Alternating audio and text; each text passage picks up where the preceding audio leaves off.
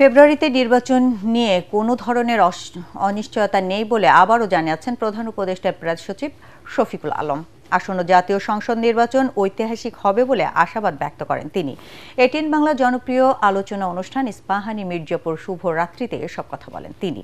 এ সময় অনুষ্ঠানটির সঞ্চালক ও এটিএন বাংলার পরিচালক বার্তা হাসান আহমেদ চৌধুরী কিরণ বলেন, ডাকসু জাকসু নির্বাচনে ভোটারদের স্বতঃস্ফূর্ত অংশগ্রহণ প্রমাণ করে দেশের মানুষ ভোট দেওয়ার জন্য অধীর আগ্রহে অপেক্ষা করছে।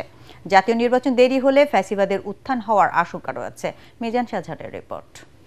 ডাকসু জাকসু নির্বাচনের সাম্প্রতিক রাজনৈতিক যে বিষয়গুলো নিয়ে আমরা চলমান যে রাজনৈতিক ইস্যু সেগুলোর কথা বলবো আমাদের সাথে। এটিএন বাংলার নিয়মিত আয়োজন ইস্পাহানি মির্জাপুর শুভরাত্রিতে অতিথি প্রধান উপদেষ্টার প্রেস সচিব শফিকুল আলম।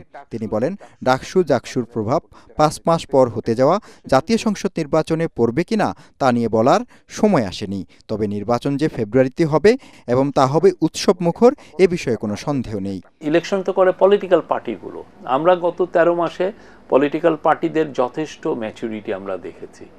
তারা আমরা দৃঢ় বিশ্বাস, তারা দেখেন প্রত্যেক একটা ইস্যু আছে তারা কিন্তু ভালোভাবে হ্যান্ডেল করছে এবং আমরা মনে করি যে এই যে 2-1 দিনের মধ্যে যে সনদের বিষয়ে একটা কনক্লুসিভ কিছু একটা হবে। তিনি বলেন, সরকার ভারত সহ সকল প্রতিবেশী রাষ্ট্রের সাথে সুসম্পর্কে বিশ্বাসী। ভারত আর বাংলাদেশ তো পাশাপাশি থাকবে সারা জীবন। তো ফলে আমরা চাই যে তার সাথে আমার একটা ভালো পার্মানেন্ট সম্পর্ক তৈরি হোক। আমরা চাই আমাদের যারা পাশের নেইবার আছে সবার সাথে ভালো সম্পর্ক করতে। আওয়ামী লীগ আমলের নিষ্ঠুরতার প্রসঙ্গ টেনে শফিকুল আলম বলেন, লক্ষ্মীপুরে জামায়াত নেতা ডাক্তার ফয়েজ আহমেদকে হত্যাসহ দেশে নির্বিচারে গুম খুনের মাধ্যমে ভয়ের পরিবেশ তৈরি করে দৈত্য দানবে পরিণত হয়েছিল আওয়ামী লীগ। আমাদেরকে ভয়ের পরিবেশে রাখতো বলে ওরা একটা দৈত্য দানব হয়ে গেছিল, আমরা ভয় পেতাম। ডাক্তার ফয়েজ আহমেদ এটা মানে পুরো লক্ষ্মীপুরের উনি হচ্ছেন জুয়েল, সবাই তাকে শ্রদ্ধা করত। ওনাকে এসে রাত্রে কি জন্য দোতলা 3 তলায় ছাদে নিয়ে গেছে, নিয়ে ওইখানে গুলি করছে, করে ওই গুলিতে মেরে ওনাকে ওইখানতে লাশ নিচে ফেলে দিছে।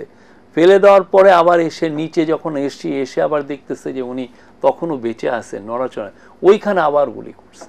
অনুষ্ঠানের সঞ্চালক এটিএন বাংলার পরিচালক বার্তা হাসান আহমেদ চৌধুরী কিরণ বলেন, ফ্যাসিবাদ বিরোধী সব পক্ষের ঐক্যবদ্ধ থাকা জরুরি।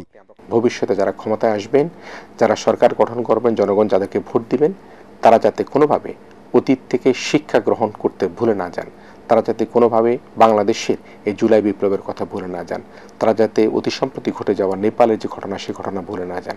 দেশে যাতে আর 1-11 মতো পরিস্থিতি তৈরি না হয় সেজন্য সব রাজনৈতিক দলকে যৌক্তিক ইস্যুতে ছাড় দেওয়ার পরামর্শ হাসান আহমেদ চৌধুরী কিরণের। কোনো ভয় সংস্কৃতি নয়, আমার গণতন্ত্র মনস্ক হয়ে গণতন্ত্র। মিজান শাহজাহান, এটিএন বাংলা, ঢাকা।